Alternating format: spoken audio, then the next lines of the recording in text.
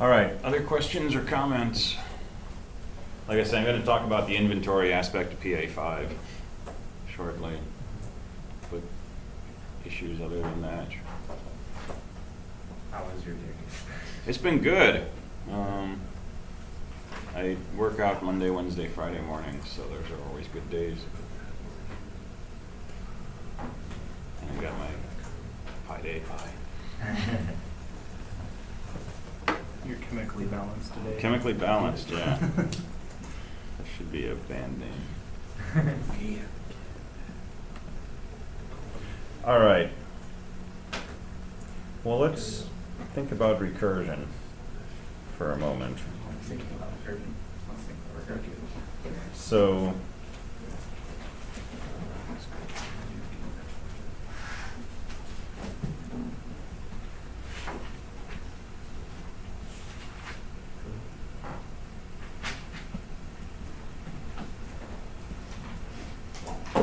okay, so here's a classic recursive function for factorials.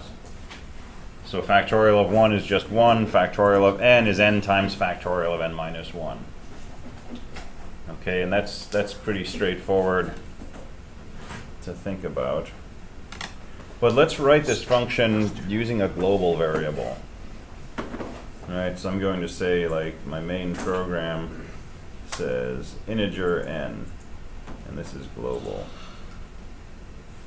And I'm going to say n equals 5, and I'm going to say print factorial. I'm going to call my factorial function, and it's going to read my argument n as a global variable. And my factorial function will do the following. If n equals 1, return 1. Otherwise, I'm going to say n equals n minus 1, return, let's say, old n equals n.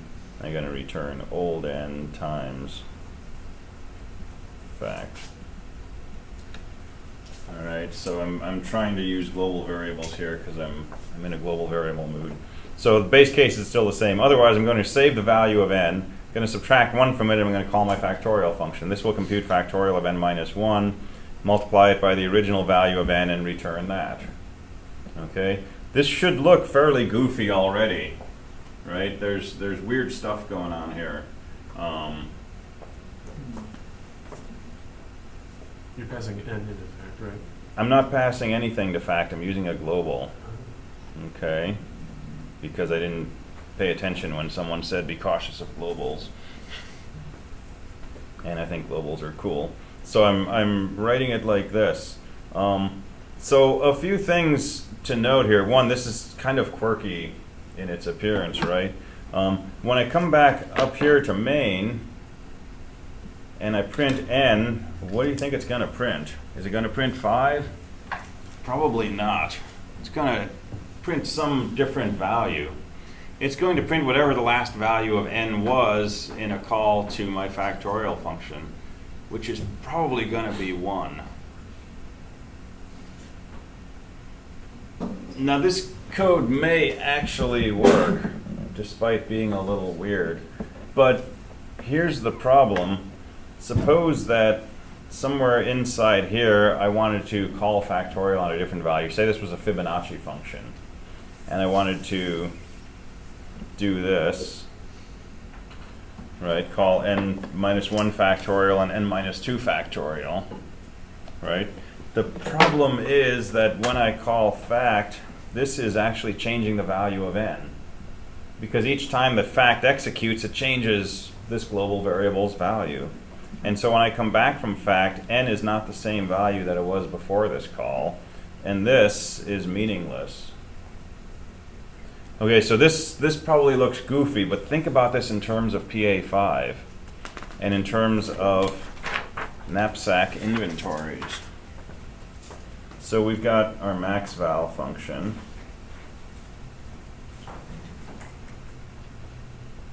And so our usual code is something like initialize a best value to 0.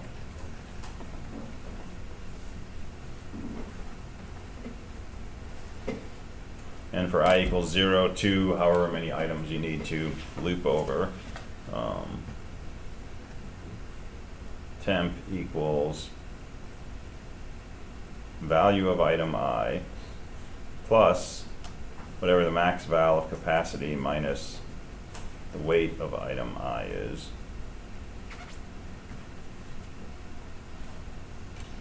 And if temp is better than best,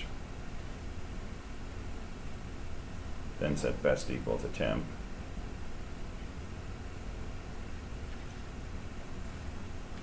And then just return best. Okay, ignoring the inventory, this is what we've got so far for our MaxVal function, right? Loop over to each item. What are we doing here? We're saying suppose we add item I to our bag. We increase the value of the bag by this, right? We put this value in the bag. We decrease the capacity to this amount.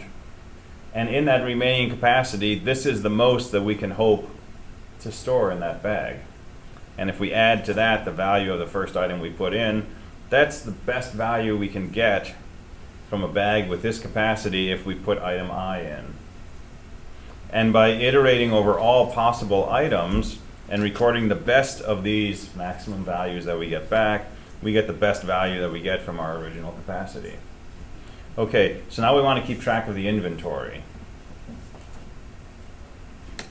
So here's my standing suggestion.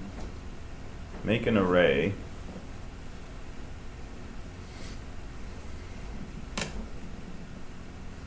and use the following convention. Inventory bracket I equals how many of item I you should put in your bag.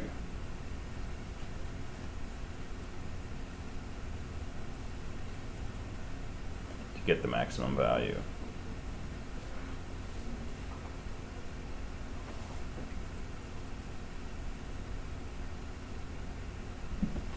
All right, so inventory is an array of integers. It's initialized to zeros. And after I found a maximum value, say I have a capacity of 15 in my bag, and I find the maximum value that I can get out of a capacity 15 is $100. Okay, I want to know, how do I get that $100? Well, I need 3 of this item and 5 of that item. Okay, I'm going to store that in this array, 3 and 5. Okay, next to each item. So I know I should have 3 of item 0 and 5 of item 2. So this can be used to record the distribution of items that you should put into a bag to get a particular max value out. What people are doing is making this global. Some people are making this a global array. And the problem with doing that is, as we're looping through here, each time I call MaxVal, MaxVal is changing this array. Which means I just found a best value, and I know what the distribution of items is to give me that value, but I'm going to continue looping. And the next time I loop, as soon as I call MaxVal with some different weight, it's going to change this inventory on me. So you really want this to be a local variable. So best equals 0, best inventory, and maybe initialize that to 0.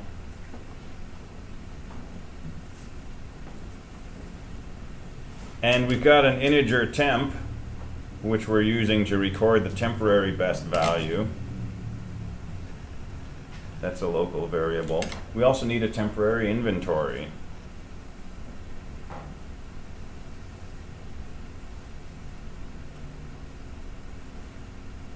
So temp in 128.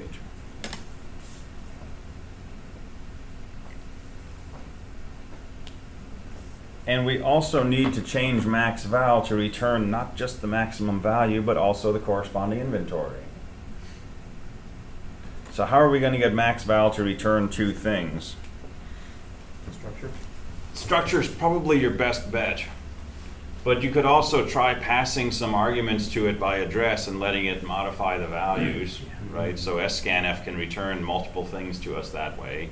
But structure is going to be a whole lot cleaner. So we might have something like a struct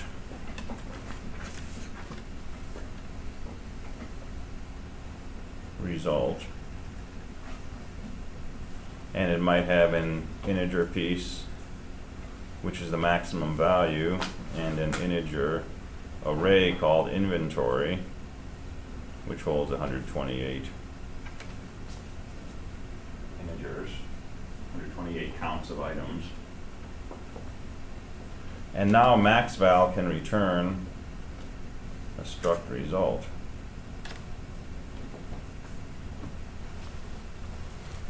And we don't need pointers to these structs. We can use them, but then we got to do mallocs and things like that. We don't need them. We can treat a struct result just like we would treat an integer. Instead of saying integer MaxVal, we can say struct result MaxVal, and it will return a struct result.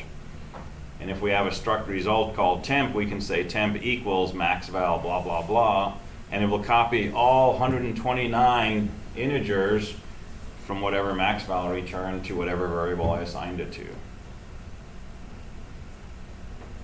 So structures will make your life easier here. It'll make your code cleaner. So we're going to want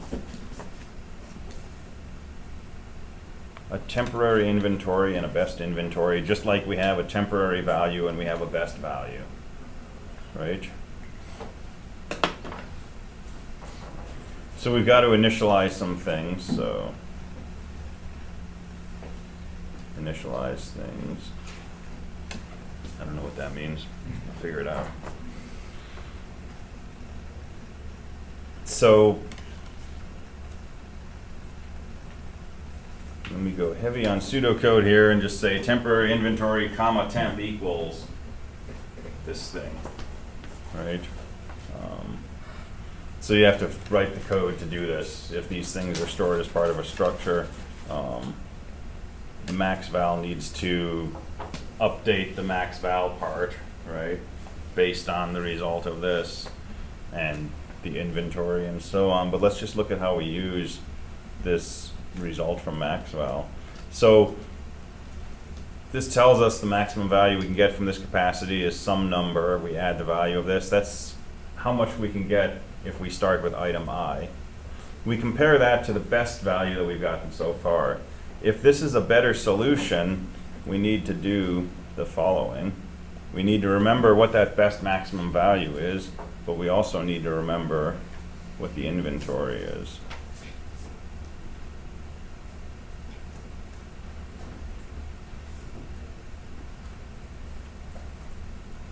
So the assumption here is MaxVal is returning the inventory that gives us this maximum value. So we're going to save not only the new maximum value, but the inventory that got us there. But this temporary inventory, that's the max value for this diminished capacity. That gets us this much value. It doesn't get us this much value. To go from the value we got from the inventory that's returned to the actual maximum value, we need to add one more of item I, right? Because when we compute max value of this, we're not adding in this extra item here. So we want to do something like add one more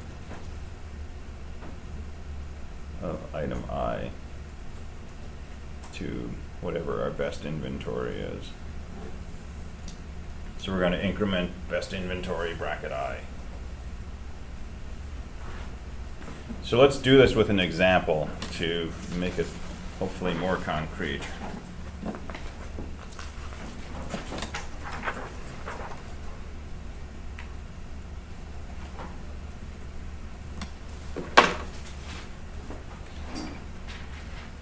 So here's your knapsack data. So you have value, you have wage, and I'm not going to worry about the names. So let's say a 2-pound thing is worth 5, a 3-pound thing is worth 10, and a 5-pound thing is worth 30. So that's your knapsack.data. And so your number of items is 3, so we're going to loop from 0 to 2. And let's say we're trying to compute MaxVal of 10. All right, we're going to have a loop in here for I equals 0 to 2. And we're going to say temp equals value of the first item plus MaxVal of 10 minus 2 is 8. And I'm just going to spell these things out.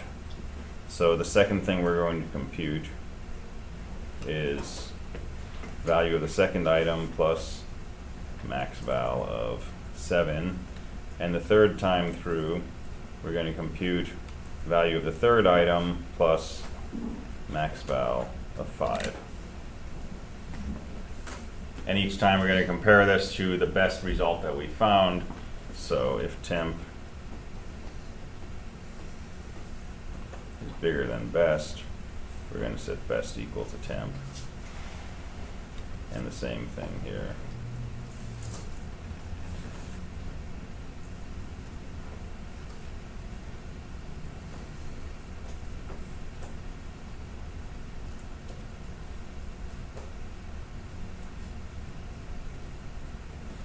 Okay, we'll initialize best equals 0.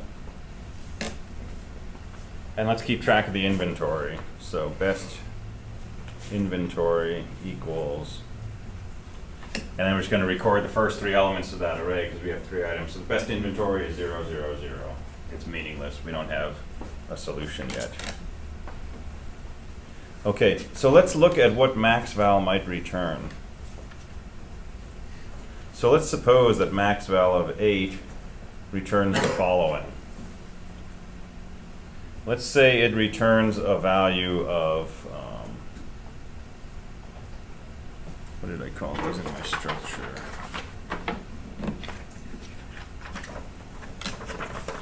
I called it MaxVal and inventory. So let's say MaxVal of 8 returns a MaxVal of 10 and an inventory of 2 of item 0 and nothing of item 3 and nothing of item 4. Sorry, 2 of the first item, nothing of the second and third items. Okay, this is saying to get this max value 10, we need 2 of this item.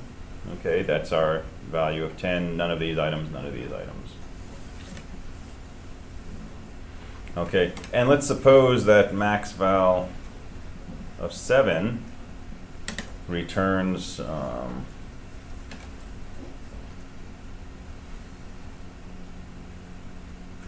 MaxVal of 20, and the inventory is 0 and 2 and 0. So none of the first item, 2 of the second item, that's your $20, and none of the third item. And let's suppose that MaxVal of 5 is going to return a MaxVal of 15 and an inventory of 1, 1, 0. These are bogus numbers, but I'm not going to go through the recursion all the way down to the base case. So these are fictitious. But I don't care what the actual numbers are. We're just going to work through the code. So when we call MaxVal recursively, right, we're assuming that each of these calls returns this maximum value in this corresponding inventory. Okay, so let's see what happens as we run through our loop.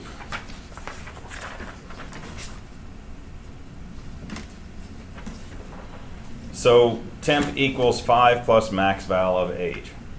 Okay, so what's going to happen here? Temp will be equal to 5 plus MaxVal 8 is 10. So that's going to be 15.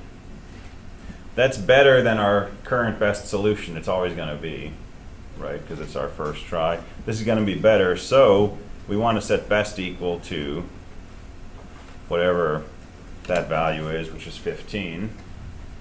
But we need to record this inventory 200. So we want to say best inventory equals temp inventory. So this is going to record 200 as our best inventory. But that's not the best inventory that gets us to this value. Right? This is the best inventory that gets us to MaxVal of 8. This val of 5 plus MaxVal of 8 we get by taking the solution to MaxVal of 8 and adding one more of the first item. Right? So we're going to increment that 2, and our best inventory is going to come with 300. So 3 of the first item and none of the second or third items. Okay, that's the housekeeping you need to do. So it's best inventory equals temp inventory, and then something like best inventory bracket I plus plus. All right, now we go through the second iteration of the loop, and we call MaxVal of 7, which returns a 20, and we add 10.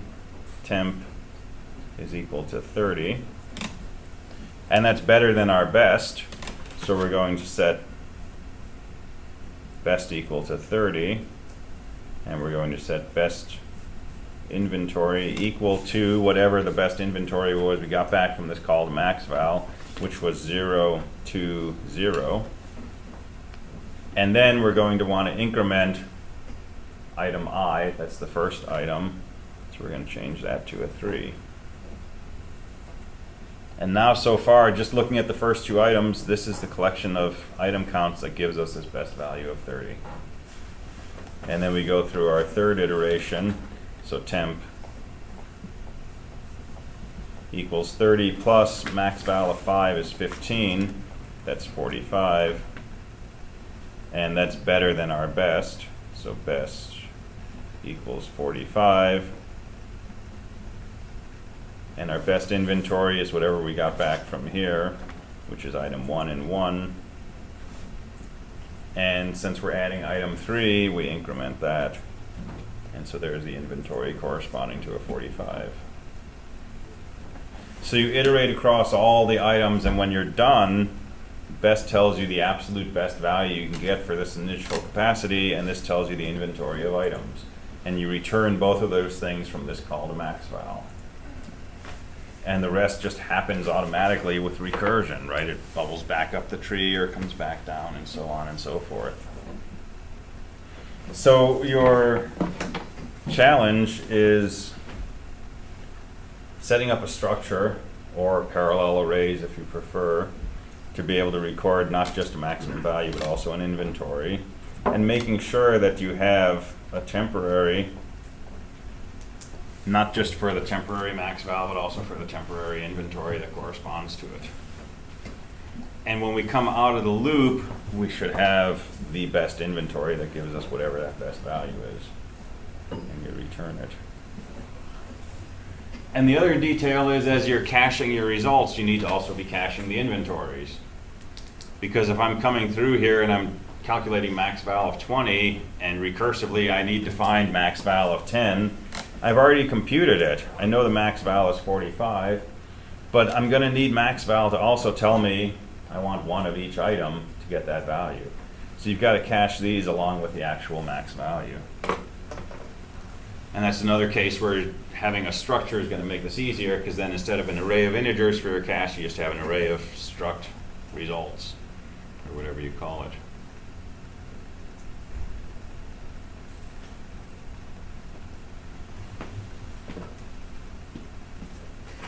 All right, does that make some more sense? So my recommendation is work through this in whatever way works for you, right? Make sure you understand the goal. Make sure you understand what you want the code to do, and then go in and modify your code to make that happen. But don't try to write code until you've figured out what you want the code to do, right? That's almost always a strategy for confusion. If you don't know what the code's supposed to do and you start writing it, then you're trying to figure out algorithms while you're also writing code. The other thing along these lines I'll mention is the following.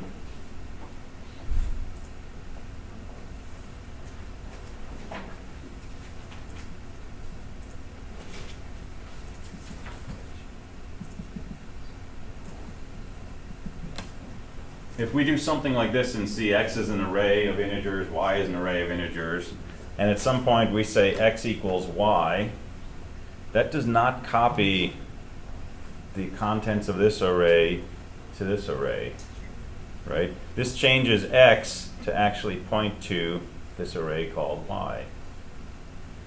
And so if I have a local variable and I try to set it, so if I have a local array and I try to set it equal to an array that MaxVal generated, I'm not making a copy of it, right? I'm pointing to a single array in memory, and I effectively have a global. Okay, but if you do a struct,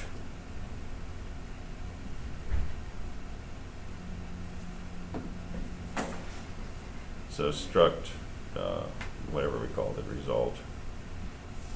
Struct result best, comma temp, and I say something like best equals temp, that does do a copy.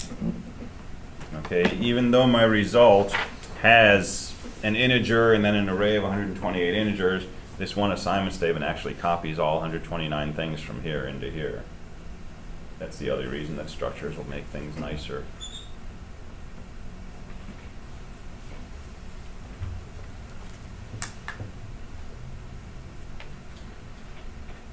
Does that help? All right. All right, let's do a really short break, and then let's run through the study guide for the final. Quick, before you put anything else in your brain for the okay, anyway. This is